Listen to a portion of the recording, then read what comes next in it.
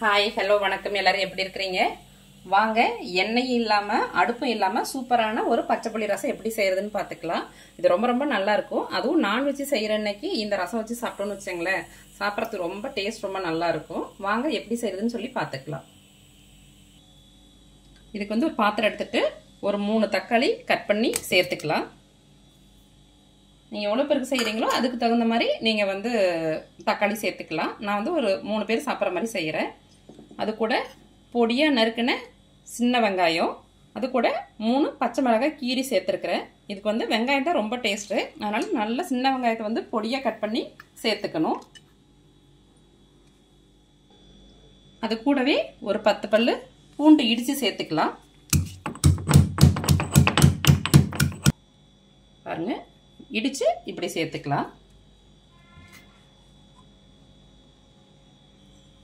ரசத்துக்கு தேவையான அளவு நம்ம கல்லுப்பு சேர்த்துக்கலாம்.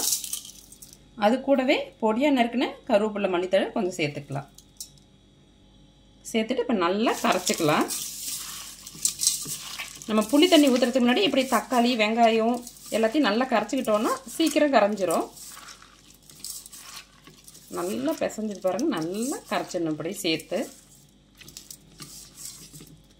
பாருங்க, அது கரைக்கும் போது நல்ல ஒரு வாசனை வரும்.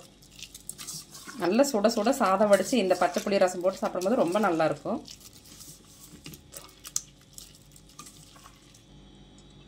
பாருங்க, நல்லா இப்படி கரைச்சி எடுத்தாச்சு.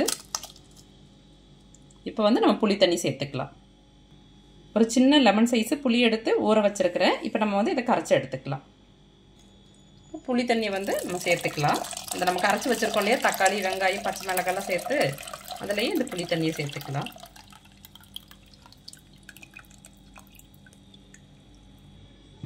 உங்களுக்கு இன்னும் கொஞ்சம் தேவையான அளவுக்கு நம்ம தண்ணி சேர்த்துக்கலாம்.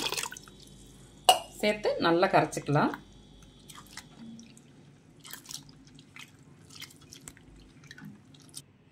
ஒரு 1/2 ஸ்பூனு மிளகு எடுத்துக்கிட்டு ஒரு மிக்சி ஜார் எடுத்து 1/2 ஸ்பூனு மிளகு, ஒரு 1/2 ஸ்பூனு சீரகம் சேர்த்து நம்ம நுணுக்கிக்கலாம். ரொம்ப நைஸாக அரைக்க வேண்டாம், குறைன்னு ரசத்துக்கு அரைக்கிற மாதிரி நம்ம அரைச்சி எடுத்துக்கலாம். கூடவே நான் சின்ன துண்டு பெருங்காயமும் சேர்த்து அரைச்சிக்கிறேன். நீங்கள் பெருங்காய பவுடர் சேர்க்கறது இருந்தால் நேராக அதிலேயே சேர்த்துக்கலாம், ரசத்துலேயே சேர்த்துக்கலாம். இது வந்து நல்லா காஞ்சு ட்ரையாக இருக்கிற பெருங்காயம் தான்.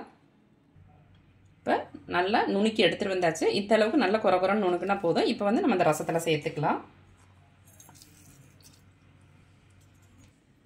அவ்வளோதான், எல்லாம் சேர்த்தாச்சு. நம்ம மீதம் கொஞ்சமாக கருவேப்பிலை மல்லித்தழை சேர்த்து இப்போ எல்லாத்தையும் ஒரு டைம் நல்லா கலந்துக்கலாம்.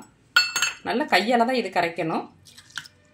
அப்போ தான் அதோட எசன்ஸ் எல்லாம் இறங்கி ரொம்ப நல்லாயிருக்கும். வெங்காயம் பூண்டு பச்சை மிளகாய் அந்த மிளகு சீரகம் பெருங்காயம் தக்காளி உப்பு எல்லாம் கலந்து நல்லா கரைச்சிடணும்.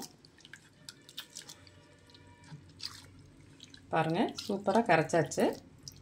இப்போ பாருங்கள், அடுப்பு இல்லை எண்ணெய் இல்லாமல் சூப்பரான நல்ல ஒரு பச்சை புளி ரசம் ரெடி ஆயிடுச்சு. பாருங்கள், சூப்பரான பச்சை புளி ரசம் ரெடி ஆயிடுச்சு. அந்த ரசத்தை விட இந்த ரசம் ரொம்ப நல்லா இருக்கும்.